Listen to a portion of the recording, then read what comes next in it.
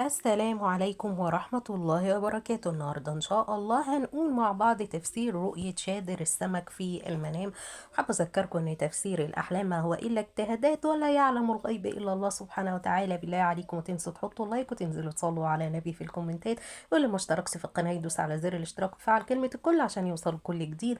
رؤية شادر السمك في المنام من الرؤى الطيبة والمحمودة، واللي دايما بترتبط بالرزق والفرص، كما قال علماء التفسير ومنهم الإمام ابن سيرين، واللي قال إنها بتدل على الرزق الواسع والخير، لأن السمك رمز للمال الحلال.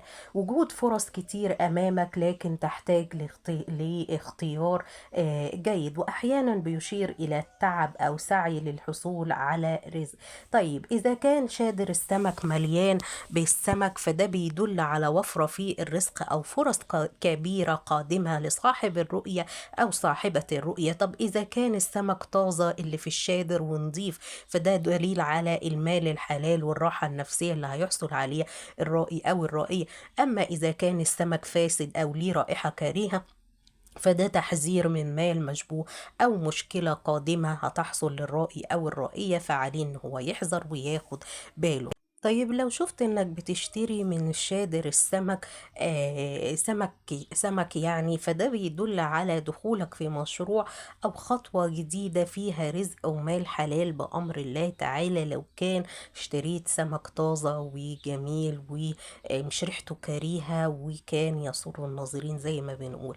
طيب البيع في شادر السمك بيدل على سعي الرائي او الرائية للمكسب، ويعني الرزق الحلال، حتى يعني ان هو بيبذل مجهود وتعب عشان يوصل للمال والرزق الحلال بأمر الله.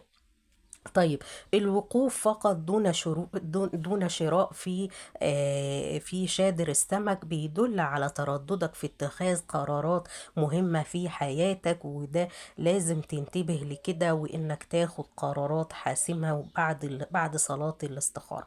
طيب لو شفت ان انت بتشتري سمك كتير من شادر السمك، وده بيدل على تفكيرك في المال والعمل ورغبتك في تحسين وضعك المادي. ولو شفت ان انت مبسوط وانت بتجمع دوت، فده بيدل على انك يعني ان شاء الله ربنا هيكرمك برزق كبير وواسع بأمر الله تعالى، والله تعالى اعلى واعلى. طيب لو شفت انك بتجمع سمك كتير من شادر السمك، او بتشتري سمك كتير بس كان السمك دوت ريحته كريهة، فده بيدل على وجود شبهة او مال غير حلال في رزقك، فخد